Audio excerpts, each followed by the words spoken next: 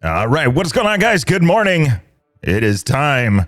Results show stage 8 coming in hot. And, well, I'm okay with the results. I'm not going to lie. Morning coffee, protein. Yeah. All right, how's everybody doing this morning? Bright and early. I am looking forward to the results. I was poking around yesterday, checking out some of the other stuff going on. Sarah Price, I'll lead that one off. Sarah Price, third right now in the South Racing Can-Am. Very nice overall. And within striking distance, too. That's the fun part. Seven or so minutes. I'll get the official time here in a sec at the end of the show. And then we also have another one. That's Austin and Kellen Walsh. Again, I should have looked this up, but of course, as soon as you hit record, everything goes whoop. Anyway, very impressive results. They are leading by 30 minutes. So it's Dakar, what Ross Branch just said, it takes 10,000 kilometers to win it and 1 to throw it away. So they've got a ways to go still. We're barely at stage 8. We're going to see how this turns out here in the next few, but man, is it looking good. Actually, it's looking really good. So let's talk a little bit about it. Let's jump right into it. If you guys know, yesterday's stage, it was a long one, 420 miles total. These guys are averaging 300 to 400 miles a day. I mean, this is no joke, and this is 8 days already of it, and we've still got 3 more stages on top of this, or we're going all the way to stage 12, so we got a few more, actually. Very, very nice. 242-mile liaison. They got 299-mile special with a big transfer section in the middle there, so transfer section, again, speed limited, usually on a highway or something like that, and it's just this, basically, we're transferring from one section to the other. There's really no racing going on there. So I can imagine, though, that, 3, 2, 1, right as you pull off the highway, and then it's back to go time. Taking advantage of that this time around, let's get into the results for the GP side of things. It is Kevin Benavidez taking advantage of the time and making it happen. So very, very nice there. Red Bull KTM Factory Racing. It's kind of weird not seeing Ross Branch up there. So Kevin Benavidez on the Red Bull KTM Factory Racing bike, finishing up with 3 hours, 35 minutes, and 3 seconds, followed by brother Luciano Benavidez on the Husqvarna Factory Racing bike, 3:35:34 for him. 31-second gap. And then what I wanted to see is happening. Adrian Van Beveren clearing some time, finishing up third for the stage. 3 hours, 36 minutes, and 30 seconds, and 1 minute and 27 seconds off the pace of Kevin Benavidez. So very well done, Adrian Van Beveren, making it happen, bringing up that gap a little bit closer. In the number 4 spot, your stage opener, Nacho Cornejo, on the Monster Energy Honda team, 3 hours, 36 minutes, and 44 seconds, finishing 141 back. So not a whole lot of time lost, but also 3 minutes and 18 seconds of bonus time picked up for opening. So very nice advantage of that, taking really good advantage of that one. Toby Price in the number 5 spot, Red Bull KTM Factory Racing, 3 hours, 37 minutes, and 21 seconds for him. 2 minutes and 18 seconds off the pace. Rudy Gonçalves in the number 6 spot on the Sherco Factory Rally team. I have to say something. Sherco's not normally a name you're seeing like top 10 consistently and all that stuff, and you guys will see what I'm talking about here in just a minute. Gonçalves in the number 6 spot on the Sherco Rally Factory, 3 hours, 37 minutes, and 27 seconds, 2 minutes and 24 seconds off the pace of Kevin Benavidez. And then Ricky Brabec in the number 7 spot, your current overall leader for the 2024 Dakar Rally on the Monster Energy Honda team, 3 hours, 39 minutes, and 11 seconds, 4 minutes and 8 seconds off the pace of Kevin Benavidez. Very, very, I think, a very good starting position for tomorrow right there. Just saying. Ross Branch in the number 8 spot on the Hero Motorsports Team Rally, 3 hours, 39 minutes, and 52 seconds, 4 minutes and 49 seconds off of the pace. And you know what that means. We'll talk about that in just a second. Daniel Sanders in the number 9 spot, finishing up on that Red Bull Gas Factory Racing bike, 3 hours, 40 minutes, 3 hours, 40 minutes, 13 seconds, and 5 minutes and 10 seconds off the winning pace.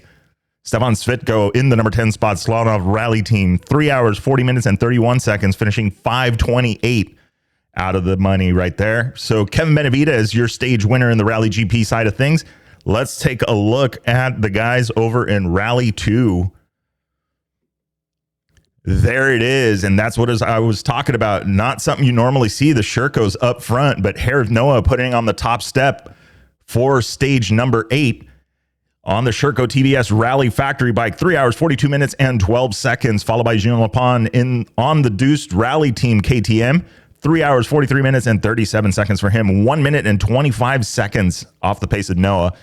Mulek in the number 3 spot, 3 hours, 44 minutes, and 26 seconds for him. He is 2 minutes and 14 seconds out on the BAS World KTM Racing Team, KTM. And then let's see.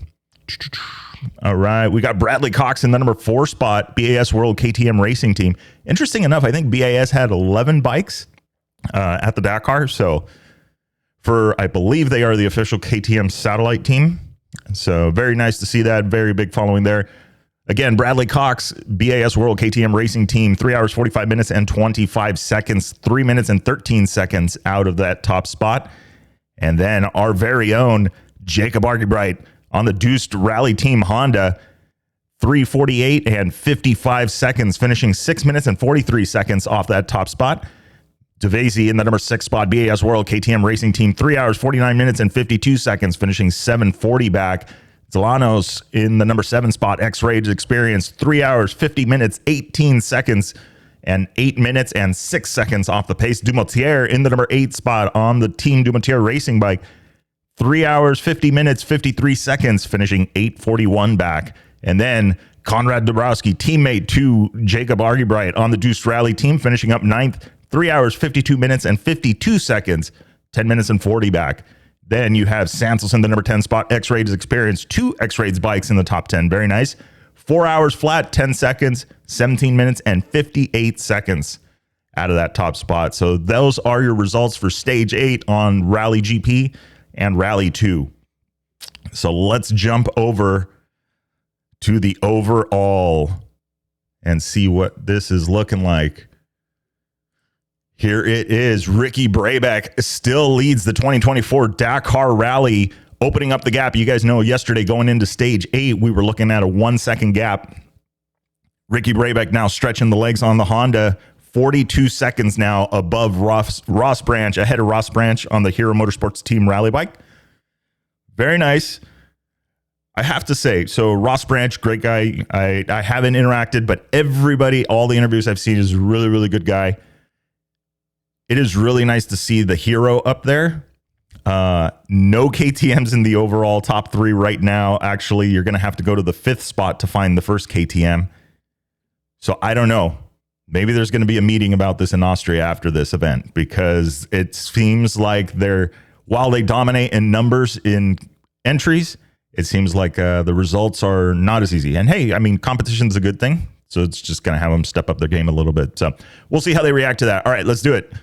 Overall results through stage 8 at the moment. Ricky Brabec, total time, 36 hours, 16 minutes, and 31 seconds. Ross Branch on the Hero Motorsports Team Rally Bike, 36 hours, 17 minutes, and 13 seconds, 42 seconds back.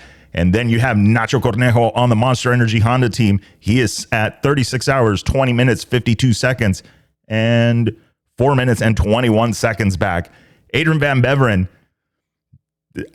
it's like I almost called and told him, I go, you need to tighten it up. And that's what he did. Adrian Van Beveren now in the number 4 spot, Monster Energy Honda team, down to 11 minutes off the pace of the top 3. And that would be the pace of Ricky Brabec. So that is very, very good. 11 minutes back. Starting to reel that in. That is what we want to see. We want to see that support there and get these guys.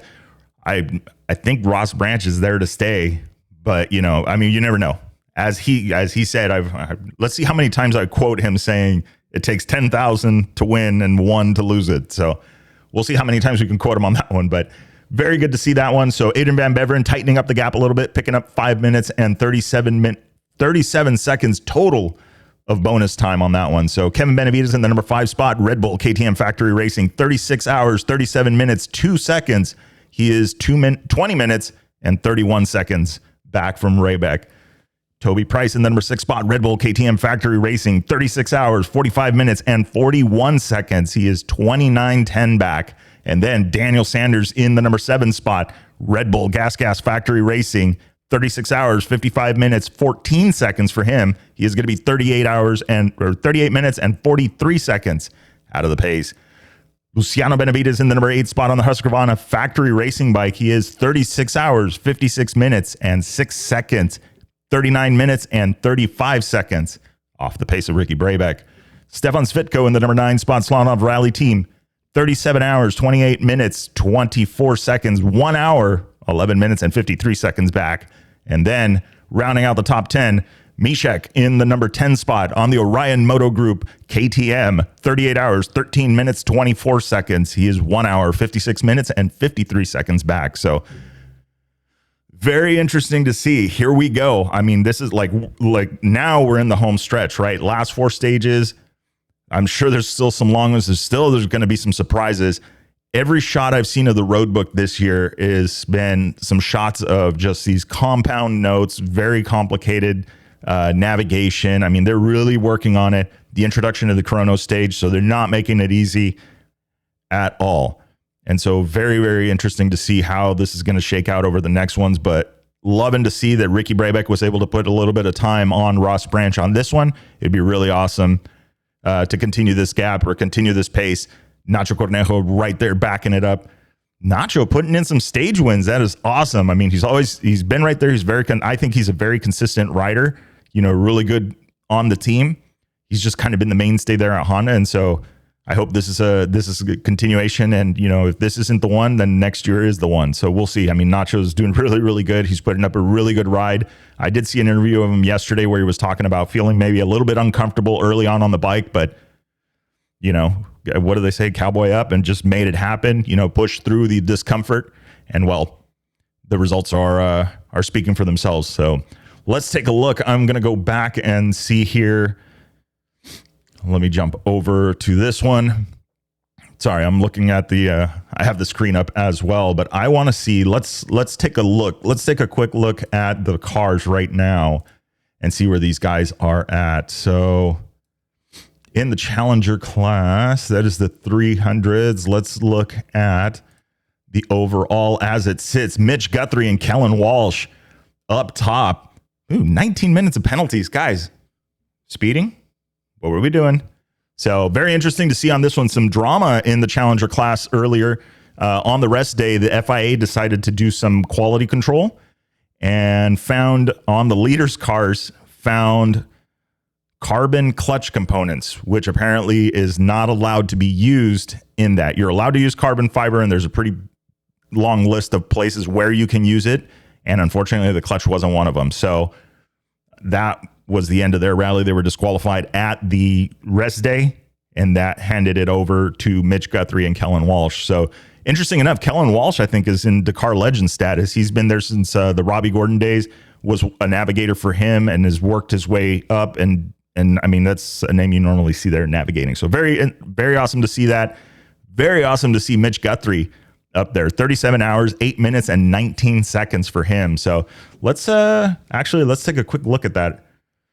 So what does that actually look like compared to the bikes? So Ricky Brabec, 36 hours, 16 minutes and 31 seconds. Kellen Walsh right now, 37 hours, 8 minutes and 19 seconds. So an hour-ish, about an hour difference, little under an hour difference. Very nice. That's covering the stages fast. And these guys are absolutely doing that for so many kilometers they race. Like I said, we're already up to, after this stage, I believe, let's take a look at the stage. We're at 3615 total miles on the odometer for these guys. So at this point, it's 3 Baja 1000s that these guys have ran, and then some, because usually they're not over 1,000 miles. So very nice there. Let's see how this goes over the next few stages here. Let's take a look really quick. I'm sorry, I'm over here. Next time I'll prepare or do the screen share thing. Let's take a look at SSV. So right now, overall through stage, they haven't finished the stage. So right now, the overall classification, it looks like it's Xavier Del Sotre out in front, 39 hours, 41 minutes and 37 seconds for him. And then Ferreira in the number 2 spot, 39 hours, 49 minutes and 18 seconds. He is 7:41 off the pace. And then Sarah Price in the number 3 spot in the South Racing Can-Am right now, 39 hours, 54 minutes and 9 seconds. 12 minutes and 32 seconds off the pace. So that is not a lot for this many miles and in the vehicle. So it should be very, very interesting. A little, I feel a little less risk. I mean, I'm sure a lot of you guys, I feel like this is going to be the Captain Obvious comment of the broadcast, but basically, obviously the bikes are more dangerous. I can see a little more consistency out of the UTVs, but I don't know how well they recover if they come flying off of a dune versus maybe a bike flying off of a dune. It's just kind of lawn darts. You kind of slide down it. It's at least my perspective of it. It should be kind of interesting to see how this breaks down. Sarah Price obviously has been putting in a lot of work. Xavier de Soltray is no stranger to the terrain, no stranger to the Dakar, no stranger to the rally raid events. He's also a KTM rider. I've seen him on the KTM bikes doing some events and stuff like that. I believe he is a brand ambassador for them. So it should be interesting to see how this works out, but very, very impressive to have Sarah Price up there in the number 3 spot challenging for the 2024 Dakar Rally. So I don't know. What do you guys think? We're going to see the gap tighten up a little bit, see how things work out. I don't know. It's looking pretty good. So Mitch Guthrie and Kellen Walsh leading the way on the other class in the T3 class. T4 is Sarah Price in the number 3 spot. So that is what it's looking like right now. Okay, guys, that is a wrap. We'll see you guys later on today. We are going to be doing the Stage 9 preview, which should be coming up shortly. And looking forward to seeing what they've got because we're counting them down. Remember, Stage 12 is the end. So Friday morning will be the last results show. Kind of weird, right? It's almost over. So anyway, all right, you guys have a good day. We will see you guys later.